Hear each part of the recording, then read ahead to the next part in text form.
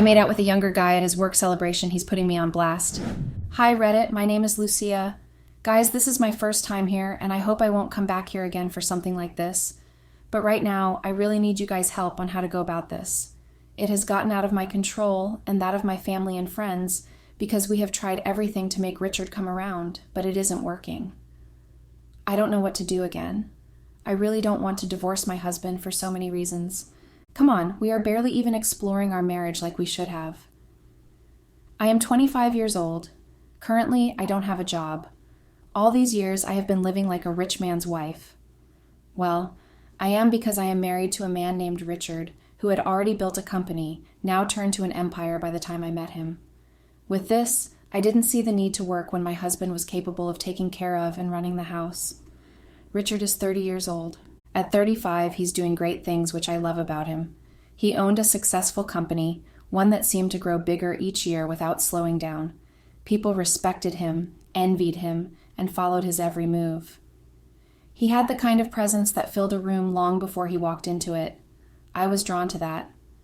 I think at the beginning, I mistook admiration for love. Richard was older than me by a decade. When we got married, people said I was lucky. They said I would never have to worry about anything again. I believe that too. Our house was large, quiet, and full of expensive things. I had everything people said I should want, yet something always felt missing. It wasn't his fault entirely. He provided, he protected, he made sure I was comfortable. But the connection between us had changed long before the night everything fell apart. Over time, I started to feel invisible in his world. He treated life like a business, even our marriage. Conversations turned into schedules. Time together became appointments that could be moved or missed without notice. I adapted, or at least I told myself I did. I stayed busy with routines, spa days, charity events, high-end dinners. But in private, I often sat alone on my bed, feeling like a guest in a life that didn't fully include me. I don't remember the first time I noticed Daniel. He was one of the younger employees at Richard's company. I had attended many of Richard's business functions over the years, so faces came and went. But Daniel stood out. He was confident but easygoing, younger by more than a few years, and full of the kind of energy that made people around him loosen up. He didn't avoid eye contact when I was around like some of the others did. He smiled at me without hesitation, like he wasn't intimidated by my last name or my status.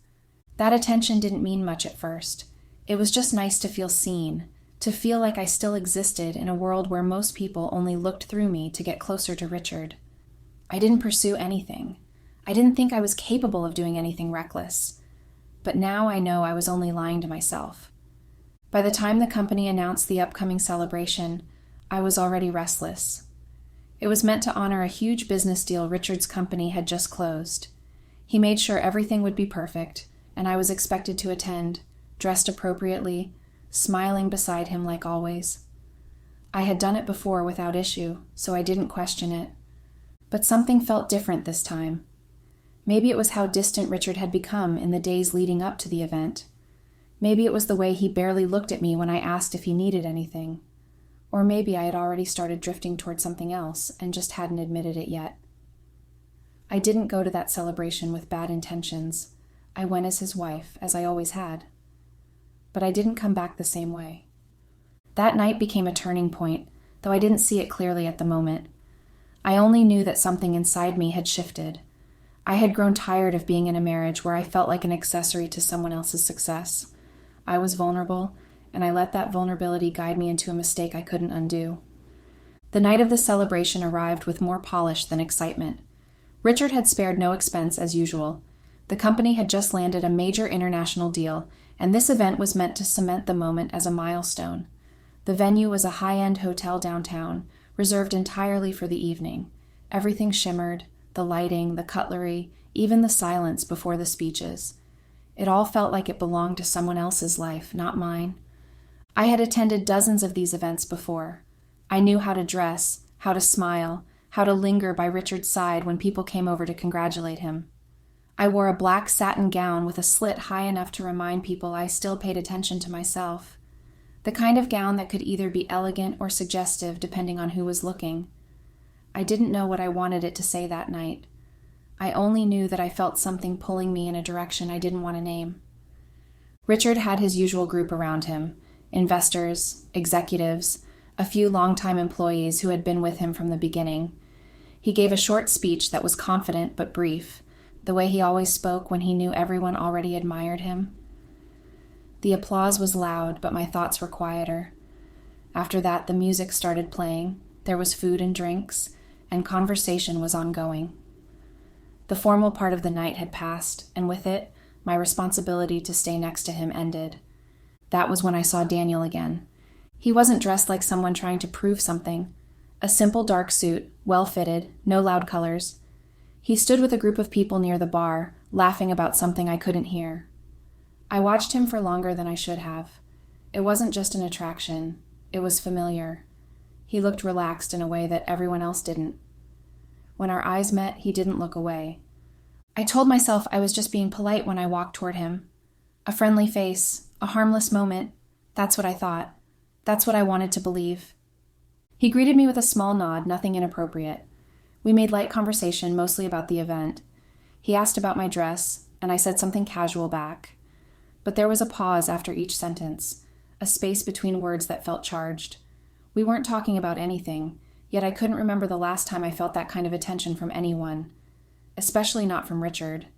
We weren't completely alone. People moved around us, and the music made it easy to pretend nothing serious was happening. But I felt the distance narrowing between us, the kind of closeness that didn't require contact to be felt. At one point, he leaned in slightly, probably to hear me better over the noise, and his hand lightly touched my elbow. It was brief, innocent, if taken at face value, but the way my body responded made it clear that nothing about it was innocent to me. I should have walked away then. I should have remembered where I was, who I was, but I didn't. Later, after having drinks together and finished talking, we ended up stepping out of the main ballroom. Not far, just a quieter hallway near the side exit. I don't know if he led or I did, but once we were there, we stood still for a second, like neither of us wanted to be the first to cross that line. Then we did. He kissed me first. It wasn't forceful or sudden. It was careful, like he was waiting for me to stop him if I wanted to. But I didn't stop him. I leaned into it. I kissed him back. I let the moment carry on longer than it should have. We didn't speak. There was no need. Everything that needed to be felt had already surfaced. We didn't go any further than that. No hotel rooms, no long disappearances. Just one moment, in a quiet hallway, with choices we couldn't take back. When we pulled apart, I didn't know what to say. I only knew I felt something I hadn't felt in years. Like me, I existed again. Like someone had seen me for who I was instead of what I represented. I returned to the ballroom and found Richard exactly where I left him, laughing with two executives near the back of the room. He didn't notice I had been gone. He didn't ask. I stood beside him again, smiled when someone pointed out the success of the evening, and nodded along like nothing had happened, but inside me, something had already cracked open. After the event ended, we went home separately. He left with his driver. I stayed behind to speak with someone from the hotel about a future charity event. At least, that's what I told him. It wasn't a lie. I did speak to someone. But I also lingered, hoping I wouldn't see Daniel again that night. I didn't trust myself not to slip even further. Over the next few days, I tried to push the moment out of my mind.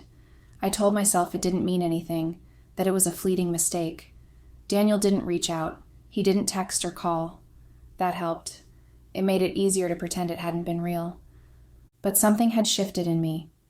I couldn't erase the feeling of that kiss. I couldn't stop remembering how it felt to be wanted, not for being Richard's wife, not for my appearance or presence, but simply for being me.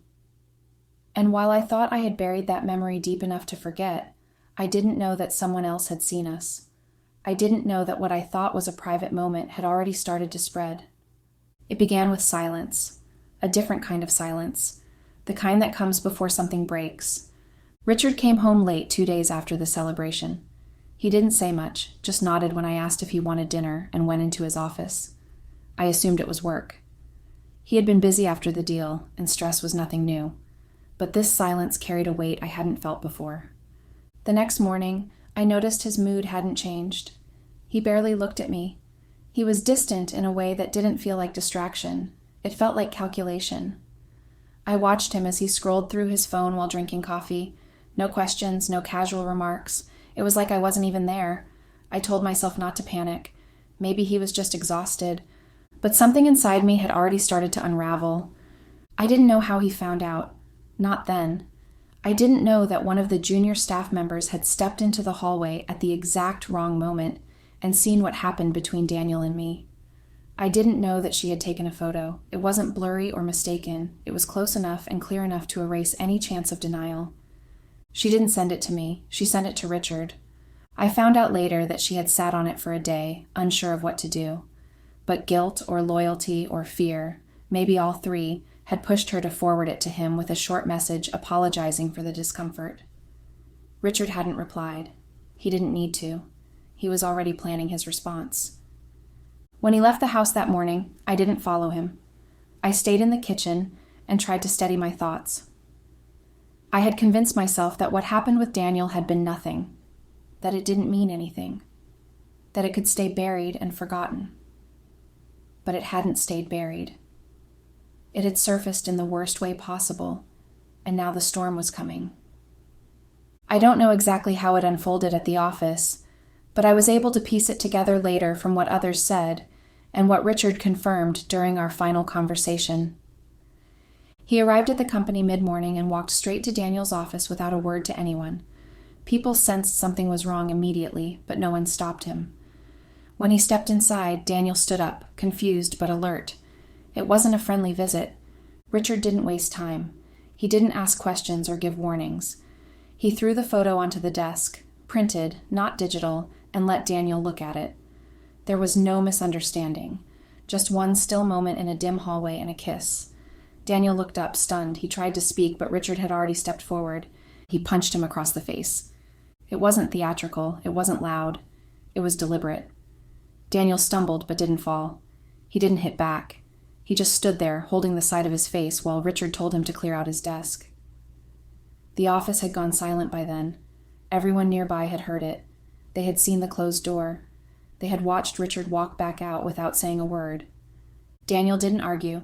He packed his things and left within the hour. No police were called. No statements were made. It was all over quietly, at least on the surface. You all would be wondering how I got all these details? Well, a friend of mine who worked there as an intern told me every little detail about what happened at the office that day. But the silence didn't last long. Richard didn't come home that night. He didn't call, didn't text. I sat on the living room couch long past midnight, waiting for any sign of him, but nothing came. The next morning, his driver arrived. Not to pick me up, to deliver a document. A single manila envelope.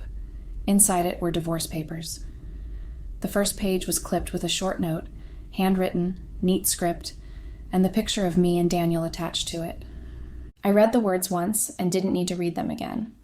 By the time I looked up, the driver was already gone. The front door closed with a dull sound that made my ears ring. Later that day, I found out he had already spoken to a lawyer. He had started the process of transferring some of our joint assets into separate accounts. My access to the savings had been limited.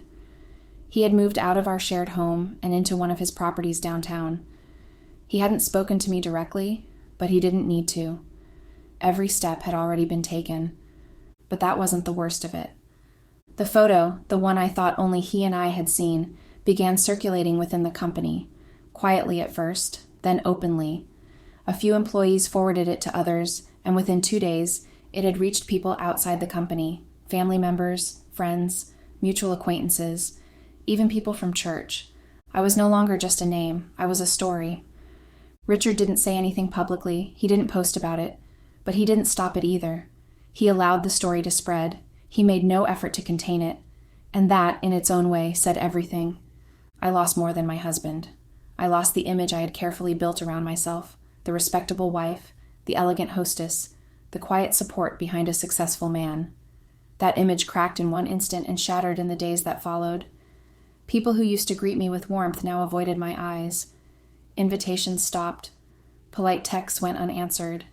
I was embarrassed, not just by what I had done, but by how fully it had been exposed. There was no recovery from that kind of fallout. No rehearsed statement or quiet apology could reverse what had been seen. The home we shared began to feel like a stranger's house. I walked through the rooms and felt like I didn't belong there anymore. I tried to hold on to routines, making tea, folding laundry, reading in the garden, but everything felt empty. Everything reminded me of what I had broken. Daniel never reached out again. I don't know if he left the city or tried to start over somewhere else. Part of me hoped I'd never see him again. Another part hated that he had disappeared so easily while I remained behind to carry the weight of it all. I knew the next stage would come soon. I just didn't know how much more I would lose before it did.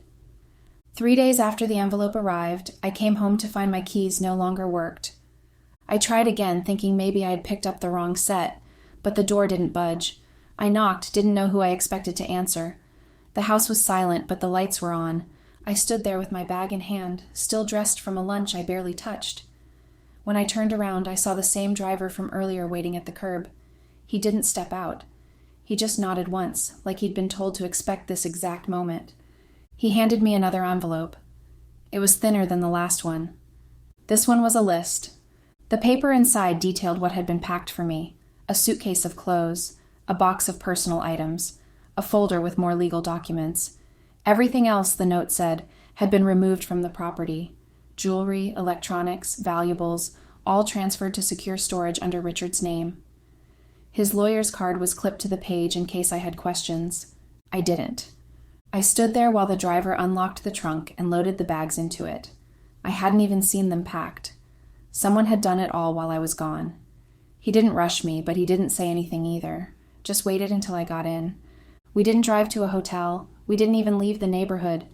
He took me to one of the smaller houses Richard and I used to rent out before he consolidated his real estate assets. It had been empty for months. It felt like it still was. When I stepped inside, it smelled like dust and unused air. It wasn't a home. It was a placeholder.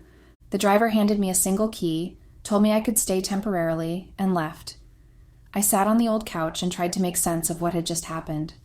I hadn't fought for anything. I hadn't asked why. Maybe because I already knew. Or maybe because something in me had given up days earlier. Later that evening, I went through the box of items they had packed for me.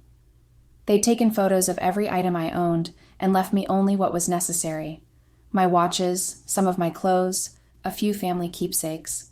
But the expensive things, the designer bags, the necklaces, the gifts Richard had bought me over the years, were gone.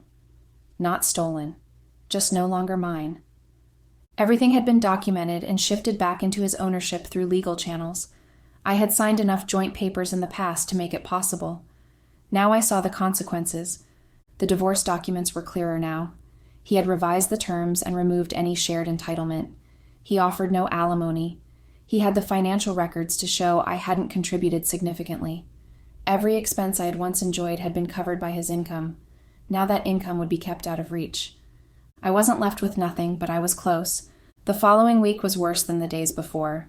The story of the office incident had made its way into social circles far beyond Richard's reach. Not because he told anyone, but because he didn't stop anyone. His silence had power. People filled in the blanks on their own. By the time I attended a casual dinner I had promised weeks before, half the table had already heard. They were polite but distant. Smiles were forced. Questions were loaded. One woman made a comment about office romances without looking at me. Another mentioned how lucky her husband was to have loyal staff. I didn't speak much during that meal. By the end of the night, I knew that door had also closed. I thought Daniel might try to contact me, but he never did. I heard he had tried applying for work in another city, but nothing stuck. One of Richard's associates had apparently warned a few companies off him, quietly but effectively. His career in that field was likely over. I suppose that was part of Richard's plan, too. He hadn't just removed him from the company. He had erased his professional future. Richard didn't come to see me during any of it. I only heard from his lawyer. Everything was delivered through third parties, quiet, clean, official. I never saw his face again after the day he fired Daniel, but I saw what he left behind. Every small, cold move had been calculated to leave no room for doubt. He wanted me out, and he wanted everyone to know why. At one point, I tried calling one of our mutual friends. She had been kind to me in the past. We had traveled together, hosted dinners, shared private jokes. When I heard her voice, I felt a sudden wave of relief, but she paused before speaking, then said she was sorry, but she didn't want to get involved. She wished me the best and hung up. That call ended more than a friendship. It was a mirror. It showed me how isolated I had become. I wasn't the wife of a successful man anymore. I wasn't the woman who had it all together. I was the woman who had crossed a line and been caught. I tried not to think too far ahead. The house I was staying in wasn't mine. I had no job, no income. A small personal account was all I had access to. I thought about reaching out to my parents, but I hadn't spoken to them in weeks. I thought about starting fresh somewhere new, but I didn't even know what I'd do. I had spent so many years in a life built by someone else. Now I had no idea how to build one of my own. Richard didn't just end the marriage. He ended the world around it. And somehow, that felt worse than any shouting match or confrontation could have. It was the first time I had seen him since everything fell apart. Almost a month had passed. I had convinced myself that he would never show up in person again. Every message had come through someone else. Every document had arrived in an envelope. Every door between us had stayed closed. So when I heard the knock at the door of the small house, I wasn't sure what to expect. I opened it and found Richard standing there. He didn't look angry. He didn't even look tired. He looked rested, well-dressed, and completely in control. His silence made the air inside the house feel too still, like it had been waiting for him before it could move again. He didn't ask to come in. He just stepped inside, as if it was already understood. I didn't say anything. I moved back without thinking and let him walk through the short hallway into the sparse living room. There was nothing to show this place belonged to me, just the suitcase. He looked around once, not with judgment, but with certainty. Then he walked over to the small table near the window. He placed something on it. I knew what it was before I saw it. The sound was too distinct, too final, a quiet tap of metal against wood. I turned to look, and there it was, my wedding ring. He didn't hold it out to me. He didn't ask for mine in return. He simply set it down like it was a receipt for a transaction that had already cleared. In his other hand was a folder. He kept that next to the ring and opened it halfway, revealing the signatures. The divorce was finalized. All the papers were stamped, all the assets sorted, all the arrangements made. There was nothing left to contest, nothing left to ask. Everything had already been taken care of. He didn't sit down. He didn't even lean against anything. He stood for a few seconds longer, letting me take in what I was looking at. The ring, the folder, the quiet exit from a life that had already been stripped down. I wanted to say something, but there was nothing that would make a difference. Apologies would fall flat. Questions would only stretch the silence. Even my voice felt out of place in the room with him. Instead, he turned toward the door again, walking slowly, without hesitation. When he reached it, he paused with his hand on the handle and looked back once, just briefly, not to check on me, not to gloat. He was confirming to himself that there was nothing left to say. Then he left. The door shut quietly behind him. No slam, no echo, no drama, just a soft click. It was more brutal than if he had yelled. It was a confirmation that I no longer existed in his life. I stared at the ring on the table, the same ring he had placed on my finger in front of our friends and family, the one I had taken off a dozen times during the worst arguments, only to slip it back on when things calmed down. The ring that once felt like a promise had now been returned like a borrowed item. I walked over slowly and touched it. It didn't feel heavy. It didn't feel warm. It just sat there, empty of meaning, like a name tag for a version of myself that no longer existed. The folder beneath it didn't surprise me. I had expected the divorce to be quick. Richard didn't like delays. He didn't drag things out when his mind was made up. The papers inside listed everything in clear, unemotional language: property divisions, personal accounts, legal restrictions, a non-disclosure clause.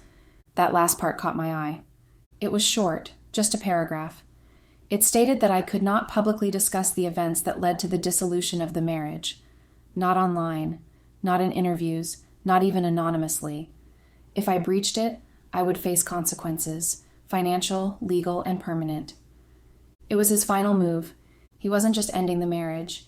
He was sealing it shut behind legal glass, locking it where no one could touch it, not even me. He had already destroyed my image in quiet, devastating ways. The rumors had been enough. His silence had spoken louder than any public accusation. I had become a cautionary tale without him ever needing to raise his voice. But this clause, this last page, ensured I could never twist the story in my favor. I would never have the last word. He had taken that too. And in a way, it made sense. Richard had always been strategic, always 2 steps ahead, always calm when others panicked. I used to admire that about him. Now it terrified me. He hadn't yelled. He hadn't begged. He hadn't tried to punish me in ways that could be traced back to him with blood or bruises. He had simply removed me from his world, piece by piece, until nothing was left but a signature and a ring on a table. I sat on the edge of the couch and stared at both for a long time. There was no moment of clarity, no sudden understanding of why I had done what I did. I knew what I had done. I knew the choices I made. And now I knew what it looked like when someone stripped you of everything without ever needing to raise their voice. He had loved me once. I knew that. But he didn't anymore. And he didn't need to say it. He had already proven it in every cold, deliberate action since that night. The ring never moved from the table. I left it there. I didn't want it back. Guys, is it too late already? I really miss him so much. I want you all to advise me on what to do because at this point, I'm already losing my mind. All I want is to get back with my husband and start afresh. We were so much in love with each other, and I didn't know what happened that we drifted apart. Update. Hello, Redditors. I can't really believe that I'm back here for an update. I honestly thought I would come back to delete this post because this advice was going to work, but it's so unfortunate that it didn't work out. Instead of giving me advice on how to fix my marriage, a lot of you guys were saying nasty things about me. Some were happy that my husband treated me that way. Anyway, I appreciate all of those comments, even though most of them were nasty. I think I deserve it in all honesty. If I hadn't made out with my husband's employee, I wouldn't have been treated like trash like the way you guys treated me. It's been 6 months, and I'm here to give out an update about everything that happened. It's also been 6 months since Richard left the ring on the table and walked out of that apartment without a word. I've lived here ever since. The place is small, tucked behind a row of buildings where no one asks questions, and the walls are thin enough to remind me every night how temporary this all feels. It's not home. It never was. It's just where I exist now. There are mornings when I wake up and forget for a few seconds that everything is over. I reach out like I used to, expecting warmth beside me, only to feel cold sheets and the sound of traffic through a cracked window. The days follow the same rhythm. I get up, I sit. I look at my phone and scroll through conversations that no longer move. People stopped reaching out after the 3rd week. Even the polite ones ran out of things to say. The worst part isn't losing the comfort. It's losing the silence we used to share. I never realized how much of our life together was built on small things. The sound of the coffee machine, the way he tapped his keys when he worked, the sound of his footsteps in the hallway. I used to find it predictable. Now I replay it in my mind like a soundtrack I'll never hear again. When Richard put me out of the house, he made sure everything was clean. There were no public outbursts, no scandal attached to his name. I became the story whispered behind closed doors, the wife who embarrassed him at his own company's event, the woman who kissed a much younger man in full view of employees and clients. I heard later that people started referring to that night as the reason he restructured the whole business. Promotions shifted, a few faces left, and somewhere in that mix, my name was erased completely. I haven't seen or heard from Daniel either. I don't know where he went after he was fired. I don't want to know. Whatever we did that night didn't mean enough to either of us to survive the aftermath. He probably told himself it was just a mistake.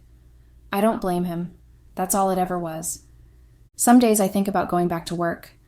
I updated my resume 3 times, but every time I consider sending it out, I hesitate. I'm not even sure what kind of job I'd be hired for now.